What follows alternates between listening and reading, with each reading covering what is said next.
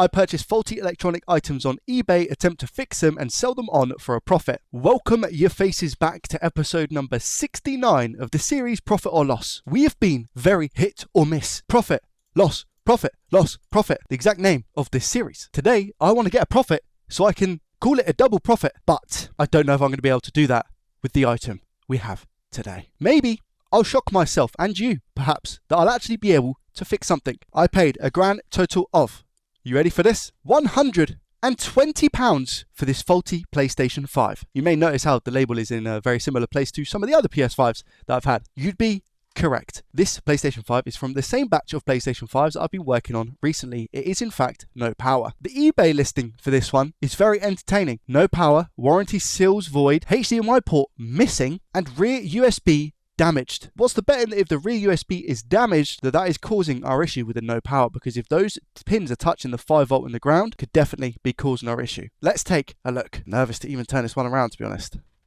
Okay, they weren't joking when they said that the HDMI port was missing. Where's that gone? Were you falling off?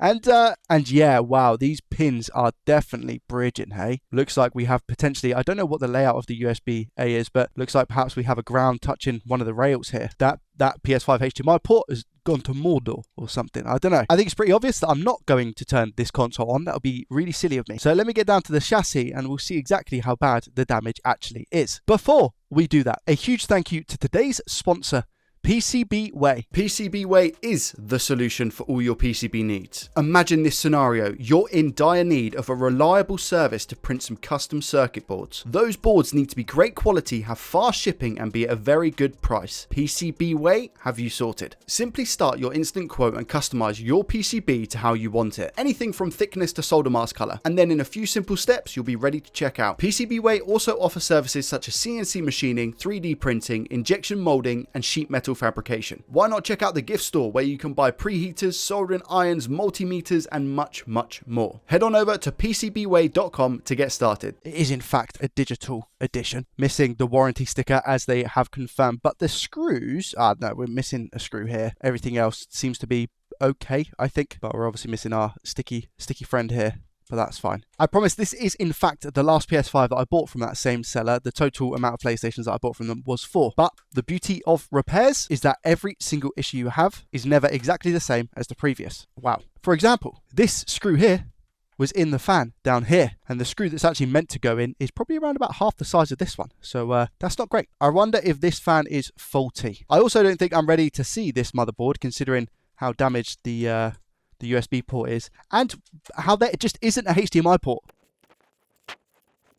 Alright, how's the first part of this looking? Okay, LED ribbon cable looks to be in good condition. I'm okay with that. Bit of a change to the previous ones. Interestingly as well, this is one of the newer revision models of the digital, which actually, truth be told, if I can't fix this, then the Wi-Fi module I see that's on here, I potentially need for another 031 board that I have. So worst case scenario, we can't fix this. Maybe we'll be able to resuscitate the other board that I have. But the main goal is to obviously fix this. A few of the silver screws have been taken, and definitely something to look out for when you're working on these boards. You can see down here, you've got the SSD cover. There's a little bit of fabric that you can easily get trapped underneath, putting this chassis on, which is exactly what's happened here. I'm also missing the front this little cable here. Why would this be taken off? I don't understand. I can already see signs of flux on the board just up here by this connector. Right, how bad are we looking? I needed some of these screws. Do I see signs of liquid metal? I think I do. Just here in the center of the board. You might be able to see even from this camera. Yeah, look. A little bit of liquid metal here. Okay, good to know exactly what it is that we're dealing with potentially. There's a few different signs of flux over this board. What I am going to do is firstly check to ensure that we definitely have 12 volts coming in from the power supply. Plug that in. I'm not going to push any power. Well, again, it's been unplugged anyway. Do we have 12 Vs? It's zeroing out and it's pending, so I'm going to assume yes. There we go. Okay, so the power supply is indeed good, which already is a massive win. If I can't fix this, I've only paid £120. I get a power supply. I've got a motherboard with plenty of components. It's not too shabby. Let's lift the board out, shall we, and see what the situation is here. How bad is the liquid metal underneath? It doesn't look to be that bad. Okay, the south bridge does look like it has, again, had some flux around it. So we got another South EB sort of issue, I'm assuming. I can confirm The HDMI port is nowhere to be found, and it doesn't look in great condition. Take a look at that under the scope in a sec. And yeah, USB port is GG'd. Before I go any further, there is indeed a lot of liquid metal just on the black tape around here. And whilst that's not completely an issue, it annoys me. So I'm just going to tidy that up real quick. There we go. Now, for the main masterpiece, let's take it under the scope and see what damage we've got. Straight away, again, just signs of flux. I want to go over to the south bridge first. Okay. Looks like they may have potentially tried to flush it out, with majority of the flux coming down here to the bottom left. Wi-Fi IC, I don't know if it's been worked on. I'm just assuming at this point that it is flux that's flowed down from the replacement south bridge. Looks like we have most of our components. Is this a 69 GG? This is a 69 GG. Interesting. Okay. I won't have any of these south bridges on hand directly to replace because I don't have any donor boards of a 033 model. Interesting. This chip doesn't might have been replaced, you know. I'm not too sure. The RT 5126 might have been replaced. This one actually has a battery. The previous ones didn't. So interesting. That is, however, a big scrape. It looks like maybe they've tried to take the battery out and tweezers have just scraped along here or something along those lines. SSD controller IC, are you looking okay? Yeah, you're looking all right, to be fair. I don't think there's been any changes around here. No flux, good. Now there's a little bit of liquid metal spillage here, is there? Yeah, a tiny bit. Just caught it with my eye. There it is, right up there. So when in Rome, let's just make sure we get rid of that. And you can move this around with isopropyl alcohol and a cotton swab. And what I'm going to do is just scoot this to where I can see more little bits just around here. Group it all together. And I should, if I can, if I'm skilled enough. Sometimes this works, sometimes it doesn't. There we go. Just rotate the cotton swab. And it's now been picked up. Just put that straight in the bin. Looks like we have another bit here that I missed. Let's go over to the HDMI circuit, shall we? Alright, okay. Well, this hasn't been replaced, which is always good news. But what this looks like is... Oh no, okay, fine. It's just flux. I didn't know whether those traces were just ruined or whether that was flux, and that is indeed flux. So good.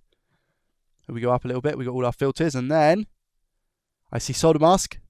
I see solder mask on the screw hole. Oh no, that's the original board mask, right? But this isn't.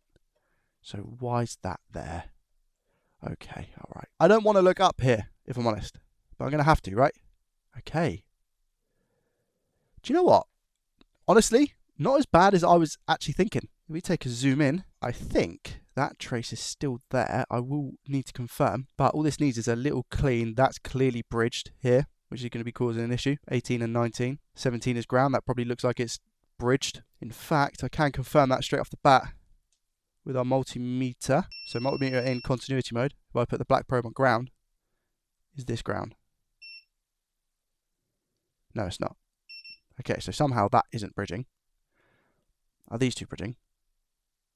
Somehow these two aren't bridging. Okay, let me hold it up this way. Yeah, miracle. Are all of our traces attached? I have no idea, if I'm being honest. How's the back of the circuit? We're missing a resistor or a cap here. We're missing a cap here, and we're missing a diode here, I'm sure. And yeah, you can see someone's just clearly struggled to replace this HDMI port. By the looks of it, we don't have any ground here on this this pad, or this through hole, I should say. And the exact same story with this one. Okay, first things first. This is how I'm going to work it. Operation cleanup. This is our bad USB port here. I'm just simply going to remove this off the board for testing purposes and then clean up this HDMI mess that we have, again, for testing purposes, just to make sure. I don't want to go ahead and replace the USB port and the HDMI port if there are underlying issues as to why this board isn't working. So straight up remove them, and then we'll do our diagnostics. Straight off the bat, 480 degrees Celsius with an airflow speed of 99%. Could I add leaded solder to the unleaded that we already have on the board? Yes, I could. Am I going to? No. We have a small bit of plastic off to the left where we have the LAN port, but I'm pretty sure I can navigate the heat in a way that I'm not going to touch that plastic. I believe this is actually close to falling out already. And it has, just like that. That was really easy. Because I am here, I might as well use our solder sucker to clear out the ground holes on this properly. So again, 480 degrees Celsius, 99% airflow, nothing changes there. I've got my fume extractor right next to me because health is wealth, and I don't know if they've used leaded. I'm going to assume they have. This should melt pretty quick. There we go. And then we should see you later. And see you later. I'll just do the other ones just to make sure. Don't have any funny business later on. This one looks pretty clear up here, but you never know. And here, by the way, is the state of that USB port. Are those pins touching? They look like they are to me. If I very carefully try and balance this and bring in the multimeter, put it into continuity mode, do we get beeps? They're very, very fragile pins. Maybe, potentially. I'm just trying to rest and not cause them to touch, but potentially. I'm not too sure. They look it. This part I'm actually really looking forward to, and it's just going to be a cleanup of this. I'm going to put some heat down on this first, actually. Just a little bit. Now come in with our flux. Just here. Doesn't really matter how much we use at this moment in time. I mean, the board's pretty ruined already. Come in with our Hakko soldering iron and just glide over to see where we're currently at. Get that solder off the board, whatever solder that is, because it seems to be not great. Okay, we'll clean this up in a sec, but let us use our wick. Very gently here. I don't want to damage the pads any further.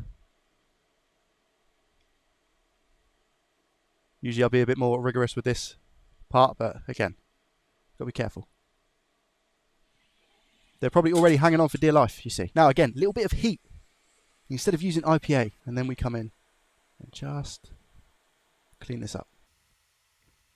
Do you know what? We can work with this. I don't think there's any pads that are beyond damaged that I can't use them. All looks fine to me. So far, I would say that this is looking good and is a slight win. I'm feeling pretty optimistic, but maybe I shouldn't. So now I'm happy to put this back in the board and just see if I get power. I'm just going to push the power button and see what happens. I guess for content, I actually really want this to not work. I'm enjoying this little rabbit hole so far. Right, let's just pull that out. This is what I was talking about earlier, and now that goes over the top. Also with these boards, you want to push down on this corner here, because there have been occasions, even with me, when I first started working on this type of board, this corner will stick up like this.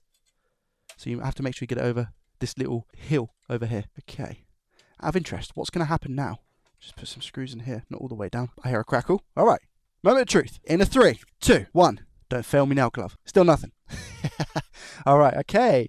Ask and you shall receive. Hey, all right, nothing at all. My bet is going to be something to do with that south bridge, you know. So, DC voltage mode. Let's do some probing here and see what rails we do and don't have. So we can confirm we had the 12. Am I right? Yeah, we had the 12 volts. Okay. Do we have our 5 volts? Yeah, we got our 5. Okay. Do we have our 3.3? Oh, doesn't look like we have our 3.3 rail. Now, could be wrong here, but I think the 3.3 is the South Bridge and the Wi-Fi IC. Somebody was saying to me recently, actually, that the Wi-Fi IC on these boards is a 1.8 and a 3.3 instead of what they were, which is a 1.8 and a 5 volt. Could be wrong. Could be completely wrong here. Speaking of, what about around the South Bridge? Yeah, we're missing our voltage rails on the South Bridge, 0.1. Probably some sort of short around, if not the South Bridge. Right, let's get that board out. So I'm just looking around the South Bridge and I thought, I'm just going to double check everything, see if there's anything massively wrong here. That is where the BIOS IC goes. There's no BIOS. Imagine. That's not really going to account for why we don't have 3.3, I think. And luckily, this is a digital edition, so there's not going to be like a disk drive paired up with this. But I just found it quite funny how I missed that. And I would have probably looked around here earlier. I'll have to look back on the on the editing and laugh at myself. Looking at it as well, I'm missing a fuse here. Meant to be a fuse. It's just not here at all. As well as, I don't know what that is, like a cap or something. Now that there is shorted, but I don't know if that's meant to be shorted or not. I mean, it's potentially that this pad here is ground, but why would they have? Or what I need to think is, why would they have removed it? You know, well, that's also ground. Here is in fact a donor board. And I can see exactly what's meant to go where. So we got this, we got this. So humour me a second and let me just see what's meant to be short and what's not. So is that area meant to be shorted? So I'm going to test now, and if you hear a beep, then it's okay. Do we hear a beep? Yes, we do hear a beep. Okay, so that part of the circuit is fine. Where was the other? I wanted to check here as well. Check here on the donor. Yeah, that's also the same. Okay, so this circuit seems to be okay. In which case, let me just put some components on here, because I don't think anything's shorted. I don't know why they would have removed what they have. Here art thou, fuse. Put you there for 2 seconds, my friend. Here art thou, cap. A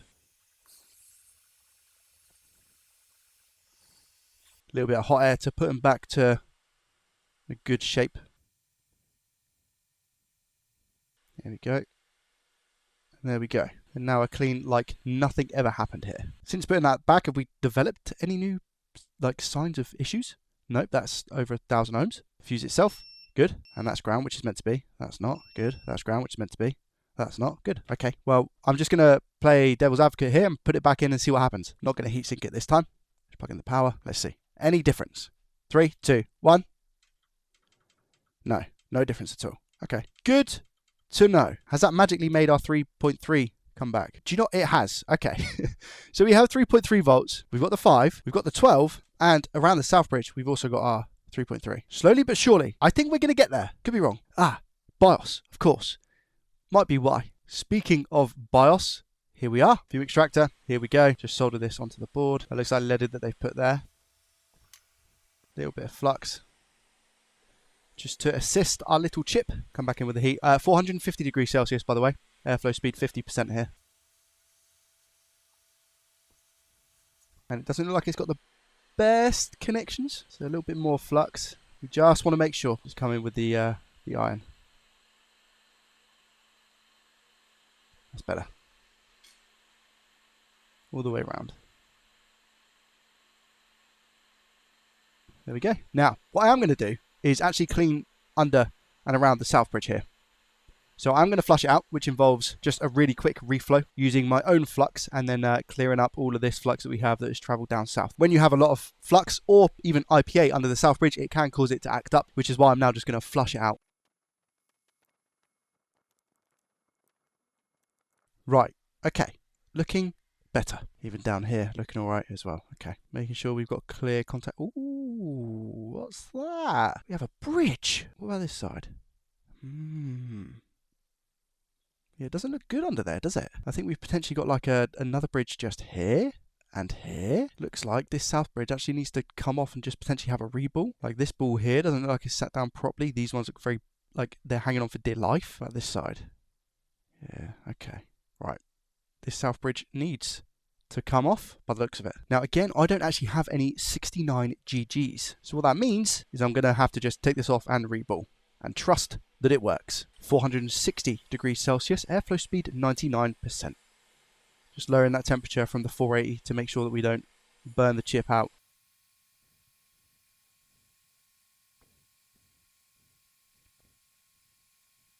Lovely.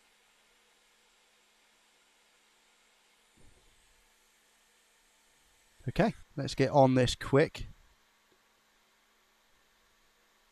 Here's some flux. I don't know. I'm going to assume this is leaded solder and that the south bridge was replaced. But you know what? Just to be triply sure, let's add leaded.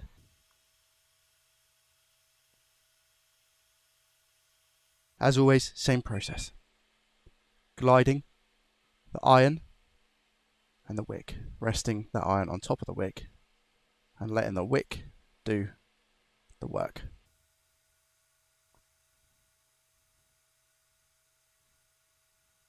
There we go. Board nice and hot. Scrape away that flux whilst we're here. There we go. 10 times easier when the board is hot. Jubbly. Now, as you can probably see, we have this bit of solder mask which is been exposed in between these two pins. Not a problem. Like I said, the careful method doesn't work all the time. Nonetheless, we'll just put a drop of conformal coat in there. But that, otherwise, is really nice. Here we go. So, south bridge, flux. Again, pretty sure leaded, but just in case it's not. Definitely some oxidized pads regardless. Use that wick now. Just make it a clean IC. Once over with a cotton swab. Is that a missing pad down the bottom? Or is it just heavily oxidized? To be honest, it looks like we have a massive scratch on this IC. Yeah, we do. Look. Okay. I don't know if that's necessarily going to affect anything just yet. Let's hope not, because again, I have none of these. This is the pad here that looks really oxidized. Yeah, luckily it is just oxidized. The pad itself is still there. You get some solder on that. Ready for reball.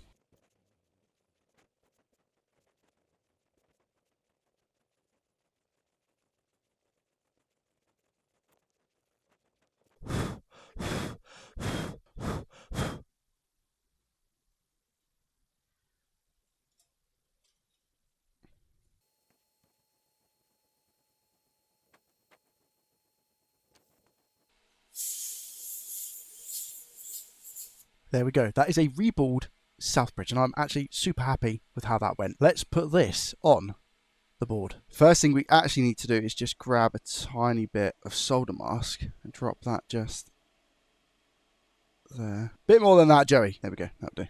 Okay, here we go. Let's get this show on the road. So I'm just heating the board up before I even line up the south bridge because it's pretty cold at the moment. Probably a little bit better. All right, good. Now, as always, I'll drop a flux just to make sure. We want a good bond underneath this south bridge. Not too much, because if you put too much, what's going to happen is it's going to move around. Now, pin 1 is in the top left.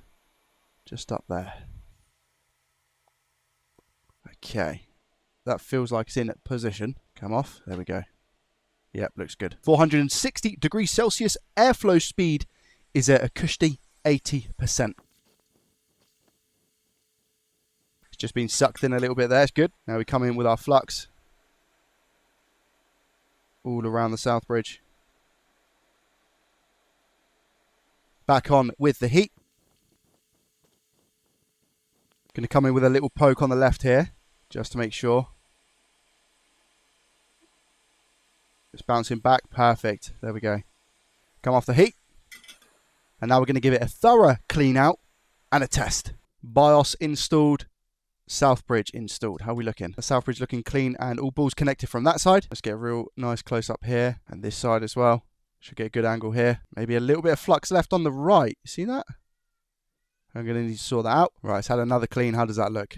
Yeah, lots better. Okay. Yeah, looking good from all angles now. All right. BIOS on. South bridge on. Let's give it a test. Okay, this is nerves. Right. 3. I think I plugged everything up. 3, 2, 1. Still nothing. No! Potentially bad south bridge. We've all seen how badly damaged the south bridge is. As I said, I don't have a donor 69GG, so I might have to put this on hold until I get a better one. But I'm just going to prod around the board and just make sure. So there are only 2 things that I can find that are potentially incorrect with this board. The first one being, I'm going to go over to the Wi-Fi IC just here. Now, when I go to boot the board, just as an FYI, I get 10 milliamps and that's it. It doesn't go up to 300 like a normal boot and then drop down. It just sticks at 10 milliamps. So something is causing it to not boot entirely. Now that could very well be our south bridge, but again, just hear me out for 2 seconds. If you look at this cap here under the microscope, you'll be able to see that I get a reading of 218, around about 200 ohms, which just doesn't feel right or seem right. And 200 ohms on this cap. So it just seems very low, like 200 ohms, especially when you compare it again to this Wi-Fi IC where there isn't a single location that pulls like less than 5 to 10k. Here you can see is like 88k. Here is 68. So again, this being the donor. The second discovery is that here we have the back of the south bridge, which is obviously we've just replaced. If I measure here on this cap in resistance mode, we get around about 758 ohms. In diode mode, you can see I get around about 0.35, and I'm pretty sure it's linked to this cap here as well. So again, this is the south bridge I've just replaced. Yeah, 0.35. Look at the donor we've got. Measure on the same cap here. Do we get 0.35? No, we get 0.37, you see. So it's a little bit of an increase. However, this south bridge on this donor is also different. It's a 61 GG, whereas the one that we're working on is a 69 GG. So I don't know if those readings are going to be right. So because I can't find anything else, I'm stuck between just taking off the Wi-Fi IC and seeing if the console boots without the Wi-Fi IC, or replacing the south bridge with another 69 GG, because this one has a really horrible mark on the back of it and has clearly had a little bit of damage. Because I don't have another 69 GG, I think my option at the moment is to go and just remove the Wi-Fi IC, and worst case, we can just replace it. That's going to be the quicker option. Now this thing can be a little bit of a pain to get off. This is a big IC. You can't heat from the other side either because you've got a lot of plastic. There we go. I've just kind of slid it upwards and I'm going to let it cool before I even try and touch it, because there is a plate here at the top. So if I move this IC when it's still too hot, that plate will come off and then it will reveal all of the components underneath here, and it'll be an absolute pain to get back on. You can see just here, it's got solder. This part is the actual chip. That's now off, so come with a little bit of a clean. Okay. What happens now if I try to boot? I'm just going to inject and see if anything happens to the boot sequence. So here we go. 12 volts, nothing.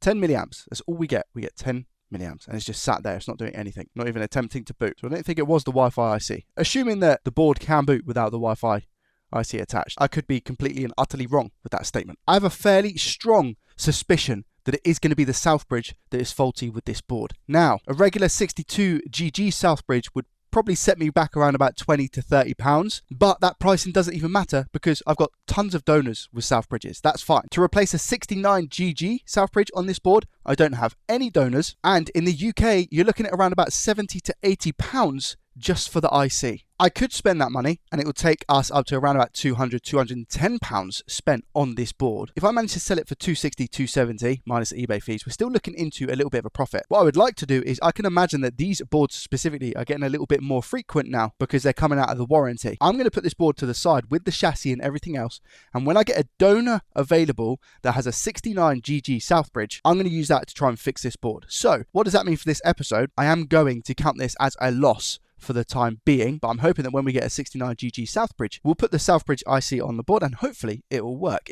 If it does, it could be something completely different. I might be totally misdiagnosing this, but something in me just, I can't justify spending that 80 pounds for the south bridge. There are replicas on AliExpress for around about 40 pounds, 50 pounds, but with the amount of fake stuff that goes around on the internet, I'm not too sure I want to risk that amount of money for something to come from AliExpress. Unfortunately, let's put this away and move on to item number 2. I paid £180 for this PlayStation 5. Yeah, another PlayStation 5. This one is a disc edition and the condition of it is actually pretty good. However, I did also get a letter with this purchase. I won't read out the whole thing, but it basically says, thank you for buying it. I've included another item in this package for you. It's a Nintendo DSi, which is really cool. Maybe I could look at this on stream potentially, but that's incredibly kind that they just wanted to put another faulty item in the box. I love that. What it says is that the console cracks when the power lead is connected to the console, which is always a good sign. When power button is pressed, blue light comes on, then instantly turns off after around 2 seconds. The console has been opened before and a prior repair attempt has taken place,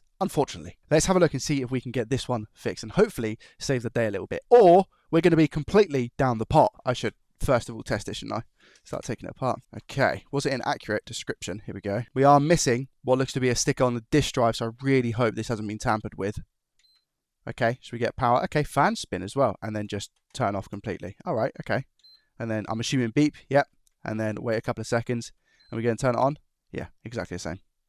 Okay, that is the wrong screw for this place here. That is incorrect. It's meant to be a much longer screw. That doesn't fill me with hope already. What have I got myself into? Also, incorrect screw in that place. Missing screws left, right and center. They've put a massive screw in the top left as well, which is not good. Oh, they've put a screw down here. I was like, why is the disk drive not coming out? Let's put a screw here. Lord above, it's the first time I've seen that. Okay, disk drive hasn't been opened. That's good. Now the question is, has any repair attempt been done on this, as in is there solder etc on the board? I'm actually really scared to take a look, because there are definitely a few questionable things that have been done to this console in terms of screw placements and just ribbon cables being around the wrong way. Little stuff like that doesn't fill me with complete confidence. Let's have a look together. All right, here we go. All right, interesting. It's a 020, which is nice, so it's not ridiculously old. Few signs of like something down here, but it doesn't look like, I mean, there's not like a ton of flux that I can see. I can't really see any other than, again, just these little marks down here. Slight discoloration. I don't know what that is, to be honest. I think it is a little bit of flux that's maybe, oh no, it's coming off green. I'm hoping it's not like liquid damage, because that would be interesting. Just for my own sake of practice, I know what I should be doing here because it's blue light as well. It's just plug it in UART straight away, but I just want to check the voltage rails. Just give me some sort of idea. Just ground that. We're going to have 12 volts because the console turns on. Can we verify? Yep, 12 volts. I'm going to guess 5 volts short. So do I get 5 volts here? I do. Okay, so not 5 volts short. Do we get 3.3? We do. Okay. Just looking under the microscope, has that cap been replaced? Or did the factory just fall short of caps? I mean, that looks factory, doesn't it? It's just, I noticed it pretty much straight away. It looks different to these two. Maybe they ran out of like, 1 pence capacitors and had to replace it with a 2 pence or something. But I don't think I've ever seen it where this single cap here is different to these two. Just for transparency, I don't want to just do UART here and call it there, because we could have underlying issues on the bottom of this motherboard. So I'm just going to check it real quick first and inspect it. I don't think UART would say you have lots of liquid metal spread around. Oh dear. Okay, it's not a liquid metal spillage, even though we have a little bit on the foam here. That's not a problem / our problem. Our problem, which I can see a lot of flux around, is if I take you slowly up here. Okay, so you're like, it's quite bad, isn't it? Oh, okay. All right. Okay. What's happened here? Maybe there was a 12 volt short and they fixed it because I'm pretty sure this is the 12 volt rail. Could be wrong. Maybe it's 5. Let's test here with the multimeter in continuity mode. Do we still have a short? No, there isn't. There isn't a short here. Okay, so maybe this was fixed. Oh, wait a minute. There is a short. Yeah. Okay, so there is a short here. Right. That's a resistor. That's a resistor. Wait, what? Are these resistors? Wait, that's a resistor. It's a 50 ohm resistor. Oh, mate. Oh, wait, no, it's not. It's a 0 ohm, I think. So I think it's connecting it directly to ground. What? Okay. All right. Not seen that before. It needs a clean up first before I go and inject everywhere. That's going to be fairly simple. This is going to take 2 seconds. I'm pretty sure that second one in is a resistor as well. So I'm just going to replace that. Do you know what? I don't trust any of these caps, if I'm honest. So they're all coming off the board. I've decided. Every single one of them. Oh yeah, this solder is garbage. Get off. That is definitely a resistor. Definitely a resistor. I'm cleaning all of this flux quickly whilst the board is hot. Because Lord knows what it is. This is my death brush, I call it. The thistles are very thick and strong. And this is definitely needed in this scenario. The only logical thing I can think of them putting that resistor there, or those resistors, should I say, is that maybe they pulled it from the wrong part of a donor board. Is there anything I can really think of? So maybe it was like the wrong circuit and they've just transferred the components across. Right, let's just put a bit of flux here. I don't know if this is going to be our only issue. I highly doubt it. I don't know what other damage that has potentially caused on the board. Come in with our soldering iron here. Tin these pads. Much better. Okay, let's measure and see if our short's gone. Can't be as simple as that. Meter in continuity mode. Is our short gone? Wow, our short's actually gone. I believe it. You can't hear a beep. Let's just bring these caps over.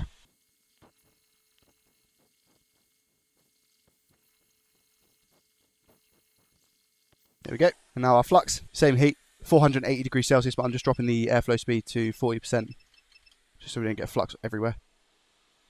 And these should just float in place. There we go, much better. Clean up the flux that we have around the area. And there we go. This area is looking 10 times better than what it was. Assuming we don't have a short, we'll confirm. No short. There we go. Brilliant. And we still have continuity. Yeah, through the coil. Perfect.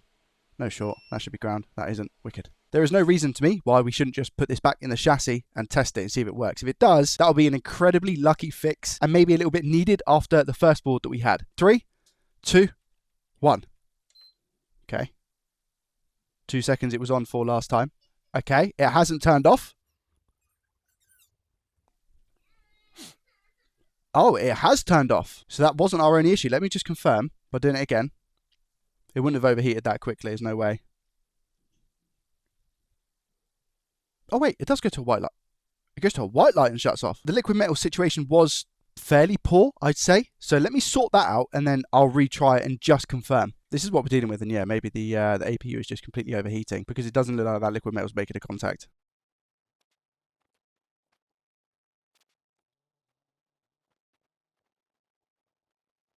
Okay, plugging the power in. What happens this time? Okay, turns on. Do you go to a white light? And do you stay on is the question. You go to a white light. Okay. It did turn off. It has turned off. Interesting though. Can you see how quickly it goes to a white light? That's not right. Why is it doing that? It's time for UART to see what's going on. I've done multiple resets on this, and this is a bit of a weird one. I've not personally come across this. This is the first one that I get. This is 0. This is error log 0. So APU is not responding, trying to reboot, trying to initiate or reboot. I get that 6 times in a row. So 0 to 6. So technically 7. And then I get this. APU startup or overheating error, overheat or initialization APU error. Those are the only 2 codes that I'm getting with this PlayStation 5. And it's super weird to me how this PS5, if I push the power button, goes from the blue light, and this is real time, not sped up or anything, and now it's gone to a white light. That's so quick. That tells me one thing and one thing only, and that is the APU has gone bust, which is a real shame. I think it might be something to do with the fact that they've put those resistors on the main power rail, shorten it out to ground manually. I'm definitely gonna list this one back up as faulty, and I'll probably only get around about £150 for it. So it's going to be shocking today. It's going to be ridiculously shocking. But we've been unlucky. Like, it's no fault of our own, I would say. I've just had a little look as well around the APU to see if there's any liquid metal or anything like that that might be causing this not to boot correctly, if it's bridging something out on the back of the APU. But there is nothing. I've swapped out the power supply to see if that was what's causing the issue, but it wasn't. And I've put the original power supply back because it's fine. I've also just tried to boot into safe mode as well. That hasn't worked. Let's head on over to Sally to see what Sally says. And what Sally says goes. Sally, talk to me. It was £300 on both those PS5s today, 120 and 180. I'm going to be able to sell, like I said, for probably 150. Somebody will buy it for all the parts. So we are minus £163, 50 pence from today's video. Minus 163.50 brings our now total profit to £53 and 10 pence. Hopefully, sooner or later, I get a 69 GG Southbridge and we can recoup some of that money. Nonetheless, I feel like an unlucky day. But we move. Watch the last episode in this series up here. Thank you very, very much for watching. If you liked it, hit the like button. Subscribe to the channel if you're new around here. And I will see you in the next one. Peace.